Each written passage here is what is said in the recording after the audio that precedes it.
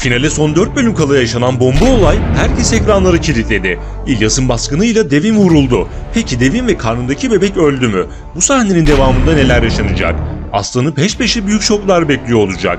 İlyas ise bu hamlesinden sonra adeta yeni bir dönemi başlatmış olacak. Bir yandan da artık büyük fırtınalar kopacak ve yeni vedaları izleyeceğiz. Bunun yanı sıra Cihan'la ilgili beklenen senaryo hayranlarını üzebilir. Bedri ve Yağmur'la ilgili ise büyük sürprizler yaşanacak.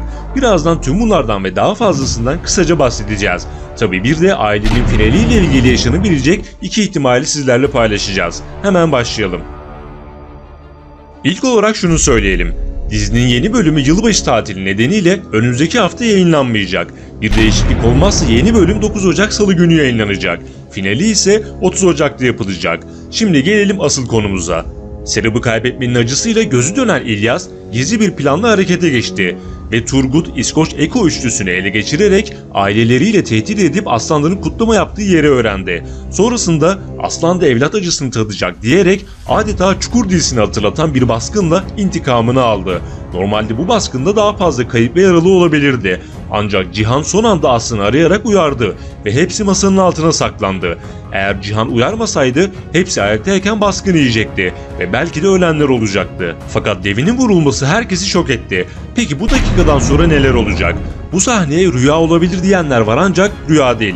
Aslan'la Devin tam çocuk sahibi olacaklarını öğrenip mutlu olmuşlarken hevesleri yine yarım kaldı.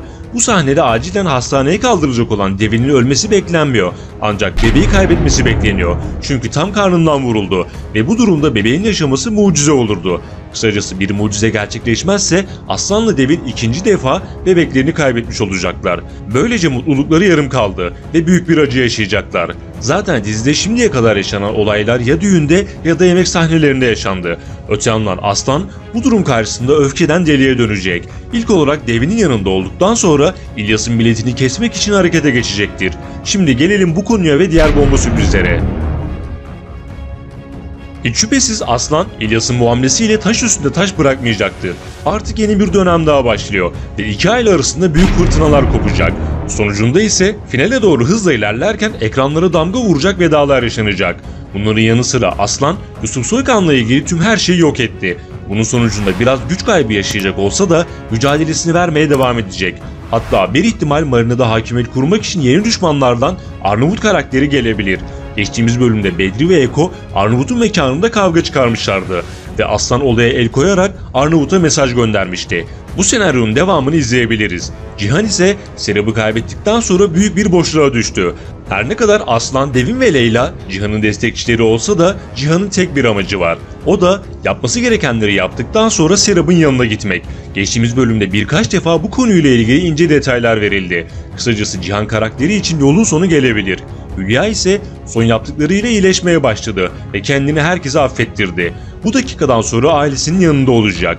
Öte yandan Aslan hem Bedri'ye hem de Nedret'e İlyas konusunda destek verdi. Ancak İlyas'ın son hamlesinden sonra aile içinde işler giderek karışacak. Fakat yine de Nedret ve Bedri'nin İlyas'a karşı aslanların yanında olması bekleniyor. Ortalık durulduktan sonra ise yakın zamanda Yağmur ve Bedri'nin düğününü izleyebiliriz. Elbette düğün olunca akıllara pek olumlu senaryolar gelmiyor. Olası bir düğünde ortalık yine karışacaktır. Şimdi gelelim final bölümüyle ilgili yaşanabilecek iki ihtimalimize. Bir iyi bir de kötü senaryo ihtimalimiz var. İlk olarak iyi olanla başlayalım. Finalde gerekli aile mesajları verilip tüm ailenin bir arada olduğu, artık düşmanların olmadığı mutlu bir son görebiliriz. Bu konuyla ilgili geçtiğimiz bölümde Aslan ve Devin hayallerinden bahsettiler. Urla'ya taşınıp güzel bir restoran açtıktan sonra hayatlarında yeni bir sayfa açabilirler. Tüm aile Urla'daki restoranda bir yemek masasında toplanıp keyifli vakit geçirirken final yapılabilir. Kötü senaryo ihtimalimiz ise şu şekilde. Finale kadar çok büyük vedalar, acı kayıplar yaşanır. Hatta Aslan ve Devin adeta delirme noktasına gelir. Bütün aile darmaduman olur.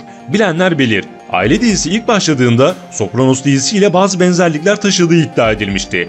Belki de Sopranos'un finalindeki gibi aile dizisinin finalinde de başrol erkek karakter yani Aslan Soykan ölebilir.